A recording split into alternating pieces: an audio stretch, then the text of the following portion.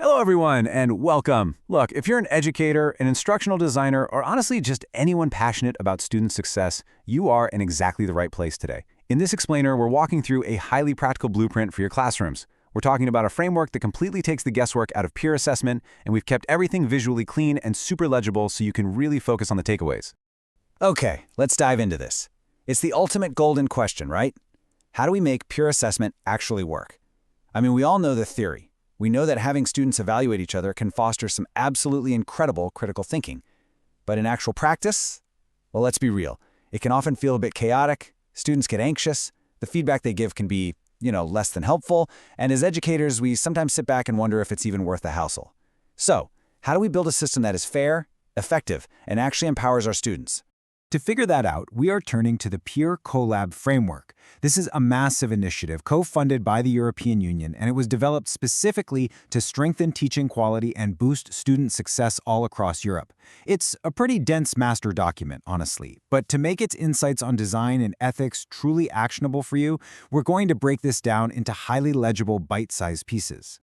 Think of our agenda today as 5 foundational pillars, plus a final action plan. We've got designing structured peer assessment, timing and practical implementation, choosing tools and materials, navigating summative peer grading, establishing ethical foundations, and finally, how you can get involved in START. Keeping this structured flow is going to make everything super easy to grasp. All right, let's hit Pillar 1, designing structured peer assessment, laying the foundation. You simply cannot implement assessment tools without a rock-solid design first. It just doesn't work. When we say structured design, what we mean is you have to clearly define 4 critical parameters before your students even begin. You've got to explicitly lay out who evaluates, what exactly is being assessed, how is that information being collected, and finally, how will it be analyzed. Honestly, if you skip any of these, the whole process just breaks down. Which brings us to this essential takeaway right from the framework. Structure prevents confusion and inconsistency.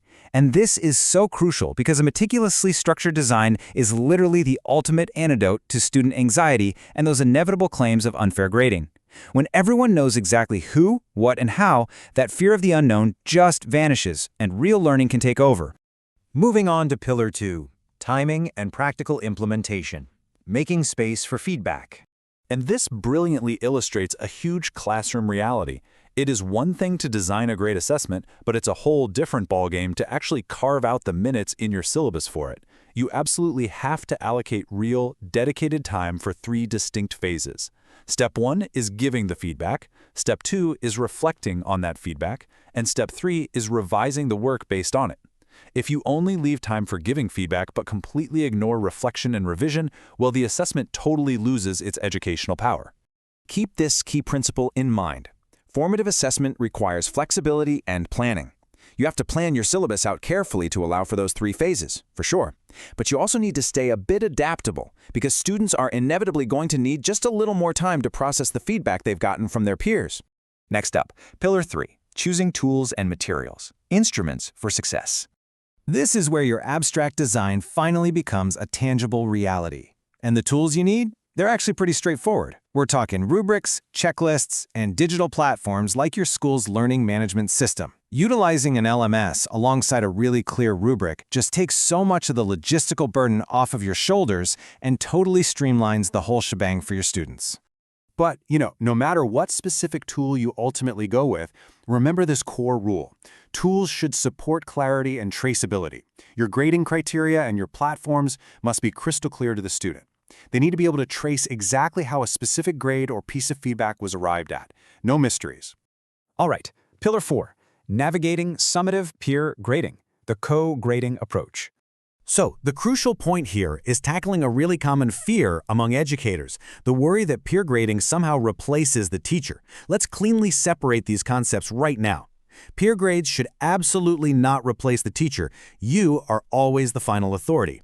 But inviting students into a co-grading approach that actively trains their evaluation competence, it improves their judgment accuracy over time, and it massively increases their sense of responsibility over their own work. Because ultimately the goal here isn't just churning out a grade to stick in a grade book. The true goal is teaching students the vital meta skill of evaluation itself. Focus on learning to evaluate. When students learn how to critically and fairly evaluate someone else, they naturally become infinitely better at evaluating and improving their own stuff. Let's look at Pillar 5, establishing ethical foundations, building trust. Now, peer assessment puts students in a real position of vulnerability, and that requires a profound level of classroom safety. These are essentially your rules of engagement. The process has to guarantee fairness and shared criteria so everyone is judged by the exact same standard. It must promote objectivity to reduce bias, demand respectful communication at all times, and crucially, you need strict protocols in place for the safe handling of inappropriate feedback. I love this phrasing. It's such a profound takeaway. Ethics protect trust and learning. Because think about it, without a foundation of ethical trust in the classroom, students are just going to close themselves off. They won't give honest feedback, they certainly won't accept the feedback they receive, and the entire structure basically collapses. Trust is everything. And finally, Pillar 6, get involved and start your next steps. Let's move to and see how this builds into an immediate actionable plan provided by the PeerCollab initiative. It's as easy as 1, 2, 3. Step 1, access their comprehensive peer assessment handbook. Step 2, apply their ready-to-use templates directly to your syllabus. And Step 3, implement this structured peer assessment right into your classroom. And when you do this, you're not doing it alone. We definitely need to briefly credit the project partners who actually made this blueprint possible.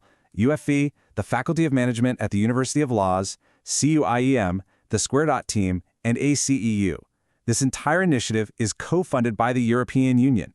So when you use these resources, you are literally joining a massive continent-wide push to elevate student success. So, I want to leave you with one final question to chew on for your own classroom. How will structured peer assessment transform your students' evaluation competence? Really think about it. The tools, the structure, the blueprint, it's all right there for the taking. Thank you so much for joining me today to explore this incredible explainer.